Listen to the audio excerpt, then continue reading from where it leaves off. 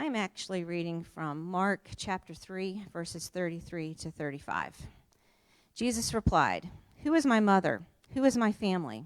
And looking around at everyone there, Jesus said, "This is my family. Anyone who does the will of God is my sister, my brother, my mother." The word of the Lord.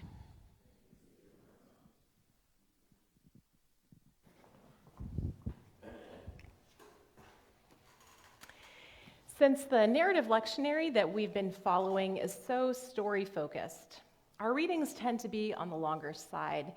And sometimes I think about condensing them, but more often once I start digging, I want to read even more. We can't fully appreciate Ruth's story if we only read the first 17 verses, so buckle up. We're going to go through the whole book today. Our story begins in the days of the judges, days marked by chaos and instability. Outsiders were a constant threat. They were foreign forces subjugating the Israelites, and internally the Israelites would find themselves drawn to the gods and the practices of their foreign neighbors. And intermarriage was strictly forbidden. That was a slippery slope towards destruction.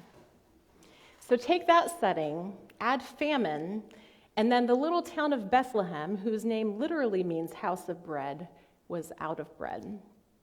A family made the difficult decision to leave home and venture into foreign and hostile lands, hoping for a better future. That's what brought Elimelech, Naomi, and their sons Mahlon and Chilion to settle in the land of Moab. As sometimes my boys' books say, things went from bad to worse. Elimelech dies, and Naomi's sons take local Moabite wives, Ruth and Orpah. And unfortunately, these marriages produce no children, which is a really big problem. When Mahlon and Chilion both die, these three vulnerable women are left to fend for themselves. By now, the famine has subsided in Bethlehem, and so Naomi decided that it made the most sense for them to travel back to Bethlehem, where at least she would have the protection of her people. But as they're walking, Naomi realizes what relocation really entails for her daughters-in-law. These two young widows could still have hope for remarriage and a future with offers that are greater than caring for an aging mother-in-law if they were to stay with their own people. So she tries to send them back with her blessing, and at first both of them refuse to leave Naomi, but eventually Orpah concedes. Ruth, however, stands firm in her commitment, and she makes a vow that we often hear at weddings these days. "Don't urge me to abandon you, to turn back from following after you.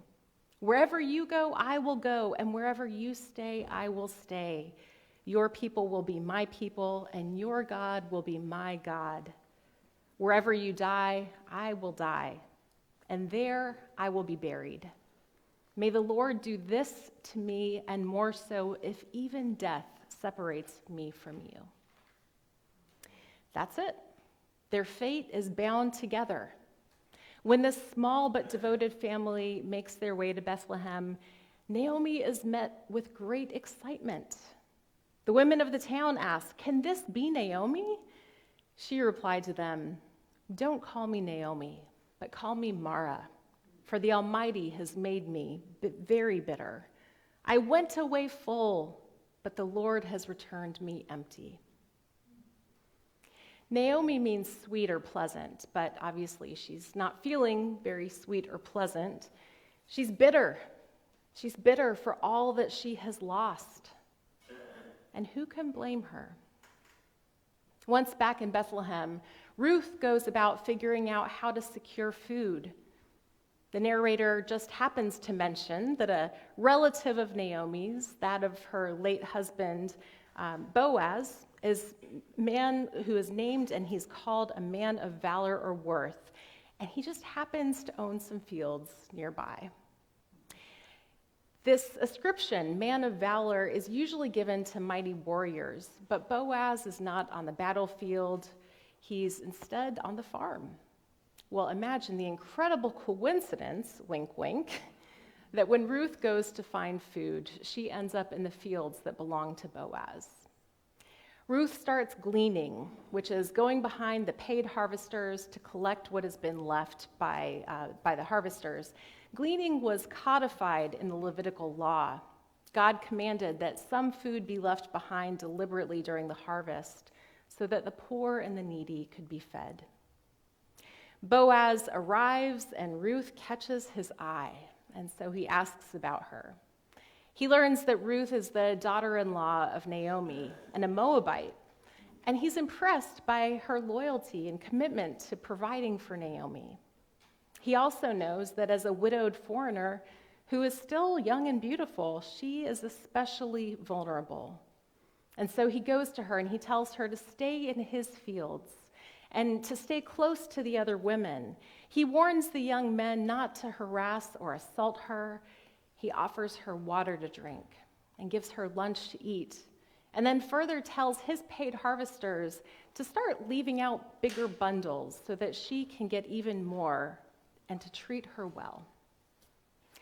So Ruth comes home after this first day of work, and Naomi is shocked to see how much barley she's collected. Ruth fills her in about her encounter with Boaz, and Naomi's excitement for the first time in the story starts to build. She begins to hatch a plan. At the end of the harvest season, she says to Ruth, "Now isn't Boaz our relative? Tonight he will be winnowing barley on the threshing floor. You should bathe, put on some perfume, wear some nice clothes, and then go down to the threshing floor. Don't make yourself known to the man until he has finished eating and drinking, and when he lies down, notice the place where he is lying. Then go, uncover his feet, and lie down, and he will tell you what to do." What? This is pretty scandalous. And yet Naomi is prescribing it. But it works. Ruth bears all and challenges Boaz to step into his role as redeemer. Redemption was another practice in the community that was meant to care for widows and orphans, along with keeping the assets within the family. And Boaz happens to know he's not the very next in line, but either way, he promises Ruth that she and Naomi will find redemption and safety. In the morning, Boaz helps Ruth slip out discreetly, sending her with as much grain as she can carry. And there is no ascription of shame. And yet, everyone knows what people would say if this had come to light. Not what they'd say about Boaz, of course, because patriarchy, but Ruth. This was a dangerous, a courageous act. And as soon as Naomi sees Ruth the next morning, she asks, "How are you, my daughter?" Even if Naomi was the one to conceive of this plan, she understood, maybe even better than Ruth, the many ways that it could have gone badly. Boaz wastes no time in pursuing the issue of redemption. So in front of witnesses at the city gate, he seals the deal, and blessings abound. All who are gathered there say, "We are witnesses. May the Lord grant that the woman who is coming into your household be like Rachel and Leah, both of whom built up the house of Israel.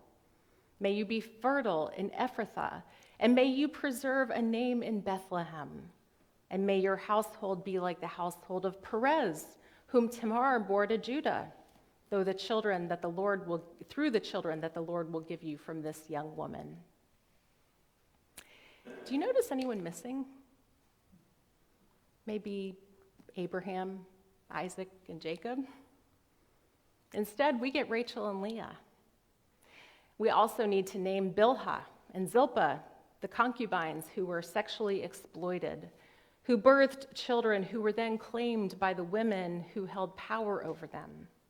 And then Tamar, another widow who awaited her own redemption through levirate marriage laws. She's also named. She too had to take matters into her own hands in order to secure her future. Both Ruth and Tamar are named elsewhere together in Matthew's genealogy of Jesus. Also named there is Rahab, the mother of Boaz from our story today. Rahab the prostitute, who aided the Israelites in their preparation to enter Canaan. These women are all named in the lineage of David, which leads to the lineage of Jesus. When Ruth gives birth to Obed, who became David's grandfather, I may have gotten the generations wrong on that.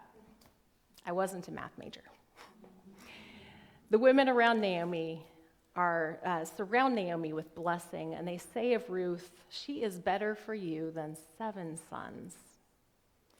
The story ends with their fortunes reversed.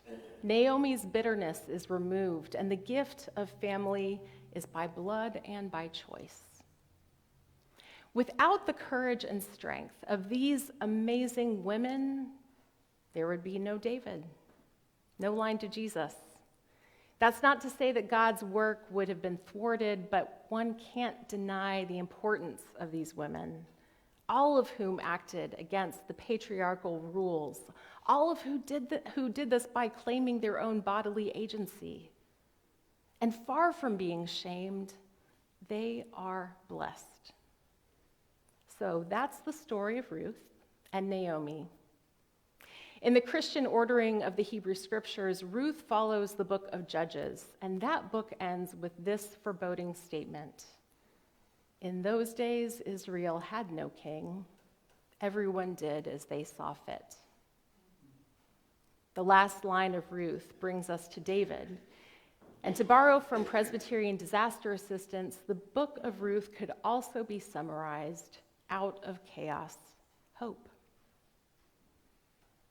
It's a pretty great story, isn't it? It's an empowering story. You remember how Boaz was called a man of worth, a man of valor. It's Ish Gebur Chayil is the phrase there, and it connotes power and might. And Ruth is called an Eshet Chayil, a woman of might and power, a woman of valor and worth. It's an ascription that's found only in 2 places in the Bible, here in the story of Ruth and in Proverbs 31, where it is often translated as virtuous or noble or capable. To put it one way, Ruth is a dynamo in the midst of dynamos. And more casually, I might choose a different descriptor. You can insert whatever you wish. Besides leaving out Abraham, Isaac, and Jacob, there isn't much else about God in this book. God isn't speaking or directing interactions. That was the center of our text last week, God's oneness and unique relationship with the people, as well as God's instructions and God's covenantal expectations. In the book of Ruth, the characters refer to God, perhaps most poignantly when Ruth makes her vow to Naomi: "Your people will be my people, your God will be my God." But this story shows us a particular view of what it means to be part of the family of God. Naomi returns to her homeland because she knows that her people will take care of her. And Ruth experiences care and the provisions for gleaning and redemption. When communities are living as God intends, societies of care and provision are formed, especially for the most vulnerable. Last week's instructions were to live as people whose lives have been shaped in relationship to God. And this week's story shows us what that looks like. Ruth and Orpah see it. Their love for and their devotion to Naomi says at least as much about Naomi as it does about them. She has shown them God's love, and it's why they both initially refused to leave her, and it's why Ruth persists. Ruth has seen something different about the way that Naomi moves through the world, and that's what she wants.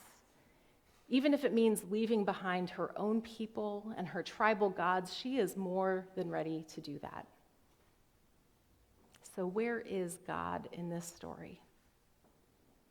God is in the familial bonds that are shared between Naomi and Ruth and Orpah.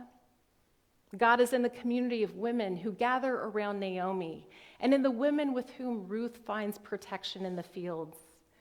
And God is in the actions that embody Deuteronomy 10:18. God enacts justice for orphans and widows and loves immigrants, giving them food and clothing. God is in the crossing of boundaries, literally and figuratively. God was with the refugees from Bethlehem who were searching for food, and with the Moabite Ruth, who crosses many borders in the course of this short book. I can't reflect on the tribalism and the instability in Ruth's context without thinking about the horrific situation in Israel and Palestine right now. And whether there or in other places of strife and struggle, we may find ourselves asking the same question. Where is God in the unfolding story? Mr. Rogers famously told us to look for the helpers. And certainly there are helpers who are bearing God's love and witness into places of chaos and death. There are peacemakers, there are medical volunteers, relief organizations. But God's call is not just to the helpers. God's call is to the whole community. God's call is to transformation through relationship with God and with each other. God's blessing and covenant with a particular people was always intended to expand to the whole, a blessing through which all nations of the earth would be blessed. And God is still in our stories today, where communities come together in mutual care and support. God is there. God is present in communities that lament together and in communities that rejoice together. God's presence enables bold and boundary-crossing behaviors that insist that life and love will find a way forward. Wherever we see hope in chaos, God is there. We may still be in the depths of chaos, and sometimes that hope is really hard to find. Or sometimes it's hard to hold. And that's when we need these stories the most. When we are up against all odds, we remember Ruth and Naomi, and we remember the communities that supported them. And when death and destruction are all around, we remember the return from exile and the shared work of healing and rebuilding. And when all hope seems lost, we remember that even the women who witnessed Jesus' crucifixion and death came away from the empty tomb with a message of hope for the grieving community. We tell these stories not to provide empty platitudes or toxic positivity. We don't ignore the difficult realities. We don't tell people to just always look on the bright side of life. In all of these stories, some people are at the verge of losing it. Naomi changed her name to Bitter. Shouts of joy mingled with the wails of lament upon the return to Jerusalem. And the disciples kind of took turns falling apart in those confusing and difficult days. And community gives us the space to do that. Community reminds us that through all of that, God is there. God is here because we are here together. And together we are empowered by the Holy Spirit to be Christ's faithful disciples, to be a community of the concerned, a fellowship of the forgiven, and a company of the committed, reaching out to make Christ's presence known and to share God's love in this story and in every story. May it be so.